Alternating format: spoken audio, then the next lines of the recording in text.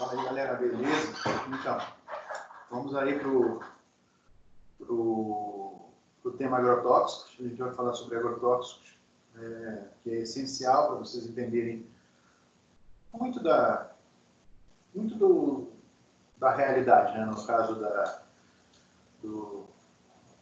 nossa sobrevivência, porque na verdade o que acontece?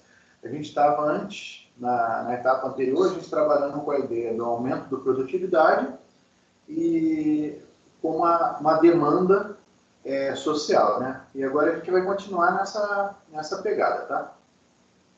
Então vamos lá falar rapidamente sobre agrotóxicos, né? Os agrotóxicos, eles na verdade foram desenvolvidos no século XIX. Esse Ottmar Zeidler, ele em 1874 criou o DDT, que é um inseticida, tá? No entanto, ele foi utilizado como pesticida por Paul Miller, em 1939. Nessa época, graças à boa aplicabilidade dele como inseticida, o Paul Miller ele ganhou o prêmio Nobel, tá? Na Segunda Guerra Mundial, eles empregaram muitos pesticidas, tá? Mas também o DDT e alguns outros organoclorados, né? E organofosforados, eles também foram utilizados em guerra química, tá? Alguns dessas substâncias químicas que são conhecidas como seu potencial mortal, né? O DDT, o agente laranja, né? E o gás sarin, tá? Então, muitas dessas substâncias elas foram utilizadas para evitar também doenças causadas por insetos, por exemplo, como a malária, né? Então, a gente tem o desenvolvimento do agrotóxico como uma coisa muito positiva, tá? Você tem os agrotóxicos, eles divididos em algumas características, tá? Essas características conforme a quem eles afetam, tá? Então a gente tem os inseticidas, que são relacionados com pragas de inseto, são esses que a gente está pensando em utilizar. Já apareceu no Fantástico, alguns inseticidas que eles estão querendo utilizar no caso da nuvem de gafanhotos, né? Que está acontecendo na Argentina, né? E pode afetar o Rio Grande do Sul, tá? E os herbicidas, que são as ervas daninhas, né? Por exemplo, vocês devem ter, na casa de vocês, devem estar acostumados, quando vocês plantaram alguma coisa, às vezes começa a nascer grama. Essa grama compete pelos nutrientes do solo e faz com que o vegetal que você quer que floresça, ele se comprometa, né? Então, os herbicidas são utilizados contra essas ervas daninhas. Tem os bactericidas e tem os fungicidas, que também são muito utilizados, tá? Os agrotóxicos, eles são separados conforme o seu grau de toxicidade, tá? Que a gente tem do grau 1 ao grau 4, né? Que é extremamente tóxico, altamente tóxico, mediamente tóxico e pouco tóxico. Bom, qual a vantagem desse produto? A vantagem desse produto no controle de pragas e de doenças é o aumento da produtividade, tá? O advento do agrotóxico, ele permitiu que você tivesse uma grande produtividade em um pequeno espaço. Então, quer dizer, nesse sentido, no passado, a utilização do agrotóxico era uma solução para a pirâmide de Malthus, para aquele crescimento de Malthus, onde Malthus acreditava que a quantidade de pessoas ia aumentar de uma forma tão grande que a quantidade de alimento não existiria para eles. Com o aparecimento do agrotóxico, a gente tem essa proporção, essa ideia de Malthus, ela sendo ignorada, tá? Porque o aumento da produtividade é tanto que a gente ainda até desconhece a quantidade de alimento que a gente poderia produzir, tá? Só lembrando a vocês, o Brasil é um dos pioneiros em aumento de produtividade. Não só em aumento de agrotóxicos, mas aumento de técnicas produtivas que aumentaram a produtividade. Aumentando essa produtividade, automaticamente você reduz a necessidade de você invadir os espaços verdes, tá? Então, nada mais é do que utilizado de forma correta, os agrotóxicos de forma correta, né, na quantidade prevista e delimitada, né, você tem ele como uma grande vantagem produtiva para um país. Tá? Agora, a desvantagem está relacionada que a utilização dessa substância faz com que você tenha o desequilíbrio ambiental, obviamente, porque, na verdade, se você está acabando com as cadeias alimentares, né?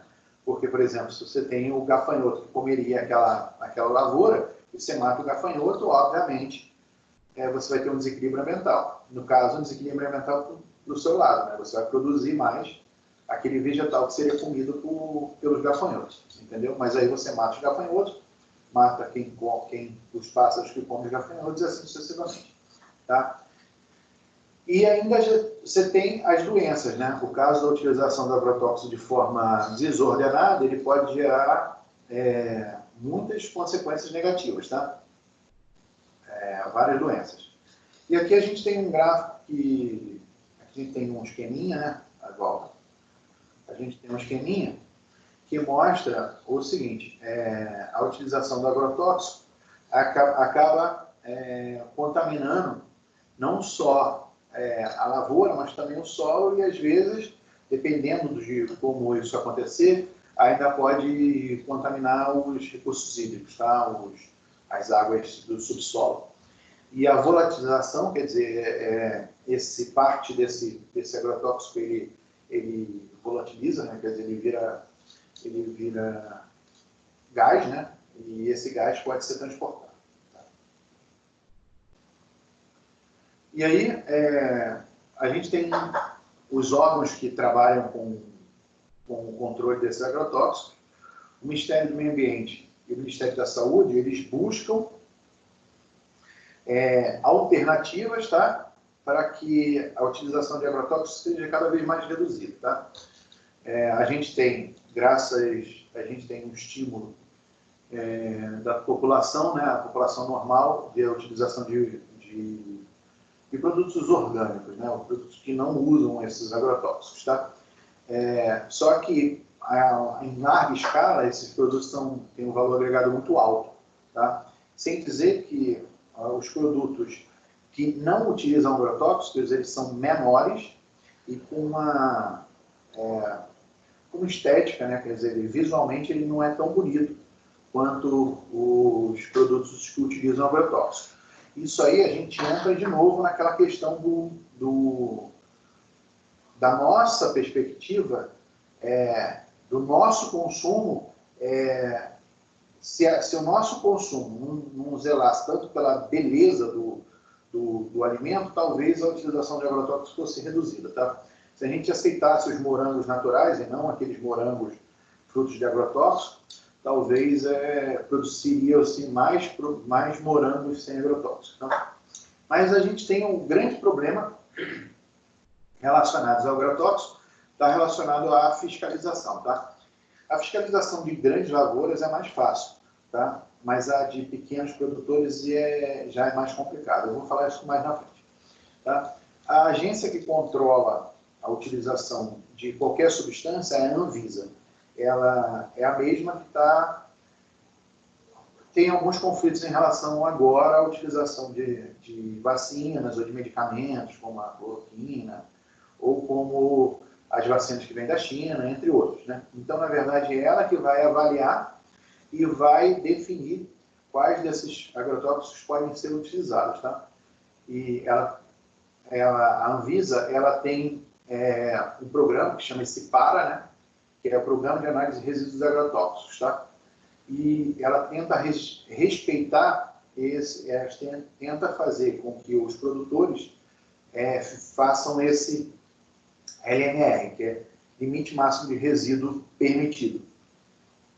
Lembrando que o estudo é feito numa perspectiva de até quanto é efetivo, tá? E aí se reduz a 1/10 dessa efetividade, entendeu? Então, por exemplo, se o ideal para um alimento fosse 10 unidades de agrotóxico, normalmente é liberado de 1 a 2 unidades de agrotóxico, tá?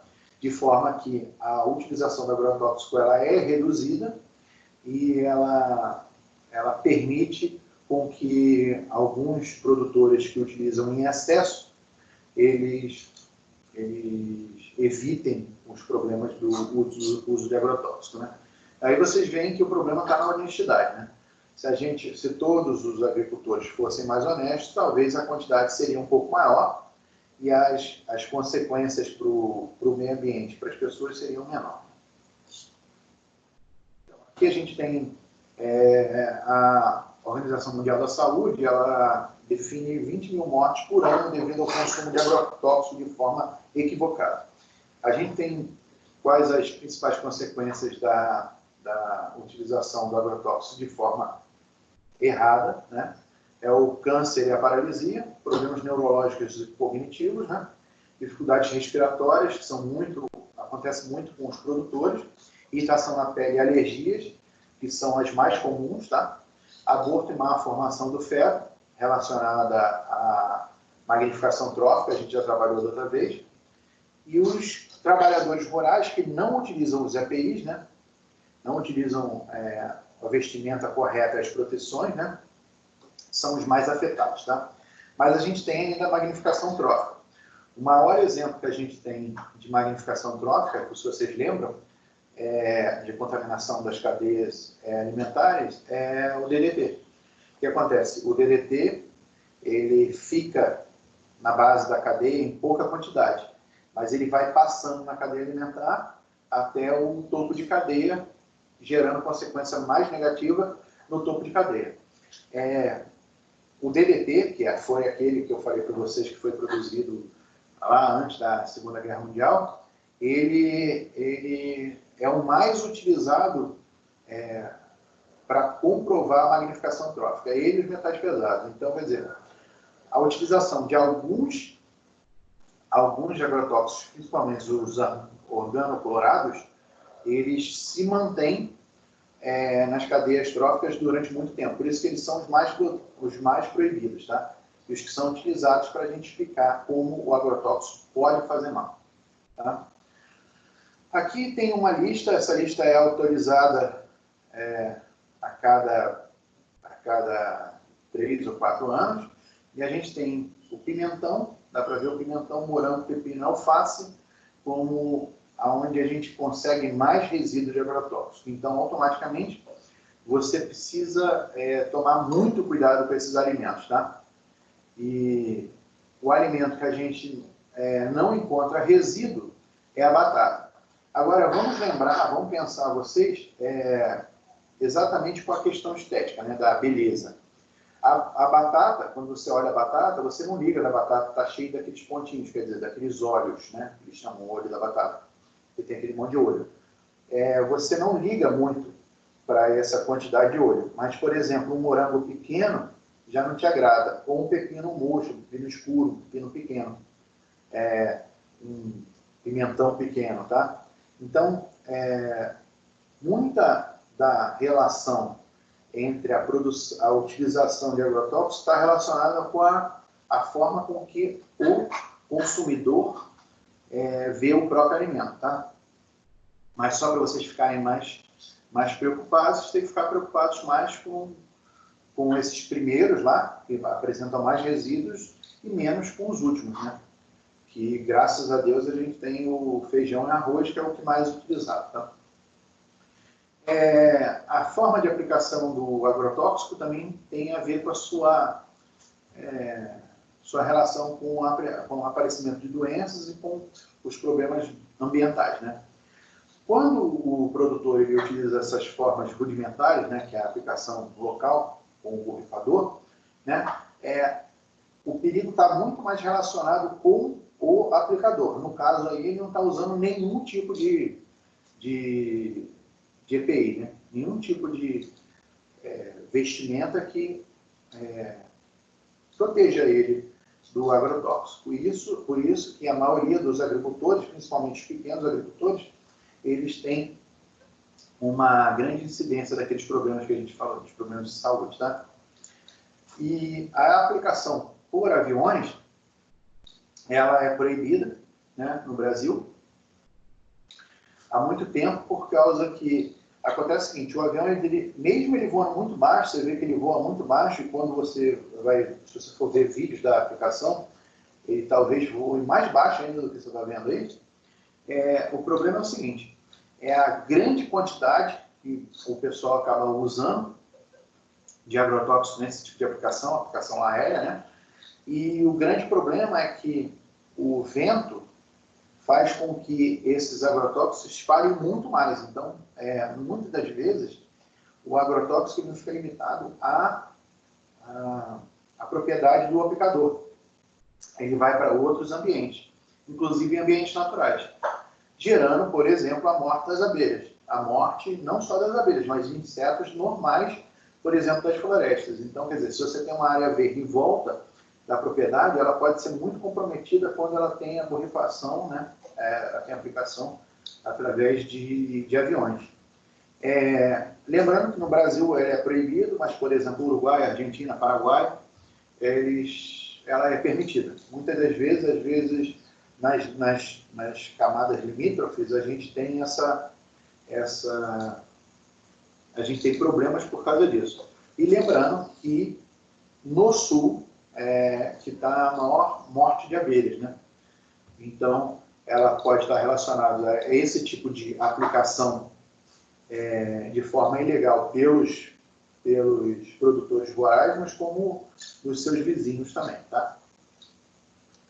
Então, no Brasil é proibido. Só lembrando a vocês que a abelha, ela é responsável, as abelhas, elas são responsáveis por 2/3 da polinização. Os insetos da polinização via insetos, né, polinização via animal, né, eles são 2/3 da polinização do planeta, está relacionada com as abelhas. Existe um dado que é alarmante e que ainda não foi comprovado, que alega-se que 2/3 da produção de alimentos no planeta, ela tem a relação direta com as abelhas, tá? Então, a gente ter a perda de abelhas seria uma perda de produtividade. Então, a gente tem o agrotóxico ajudando, fertilizantes e agrotóxicos ajudando a produtividade, e tem as abelhas também ajudando a produtividade. Então, a gente precisa de um equilíbrio dos dois. Lembrando que a utilização exagerada de agrotóxicos vai gerar aquelas doenças, vai contaminar os corpos hídricos, a utilização de muito fertilizante vai gerar a eutrofização, que a gente já falou também da outra vez. Então, quer dizer, tudo tem que ser controlado. O que a gente precisa investir são na fiscalização, porque lembre-se, sempre vai acontecer isso. O problema não é consumir, o problema é consumir demais. O problema não é utilizar agrotóxicos, o problema é utilizar agrotóxicos demais ou utilizar agrotóxicos proibidos. No Brasil, a gente tem esse problema. O que acontece? O grande produtor, ele tem um grande controle até das embalagens dos agrotóxicos, mas o pequeno produtor não. E a gente tem um problema da nossa fronteira enorme. Então, muitas das vezes são encontrados vestígios nas abelhas de agrotóxicos que não são permitidos no Brasil. E aí, isso está relacionado principalmente ao tráfico de agrotóxicos que vem principalmente do Paraguai, tá? Quando a gente tem esse problema de fronteira com o Paraguai, não só muamba vem, mas vem também armas, também vem drogas, também vem agrotóxicos, cigarro, entre outras coisas, entendeu? Então, quer dizer, por isso que é muito importante tomar conta dessas fronteiras, tá? E para terminar esse tema muito polêmico, a gente tem o agrotóxico matando as abelhas, o uso exagerado de agrotóxicos matando as abelhas.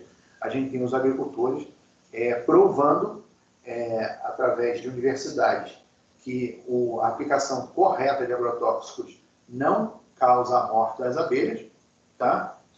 E a gente tem os apicultores, os que criam abelhas, alegando que o uso de agrotóxicos mata as abelhas. Então, os apicultores, eles acusam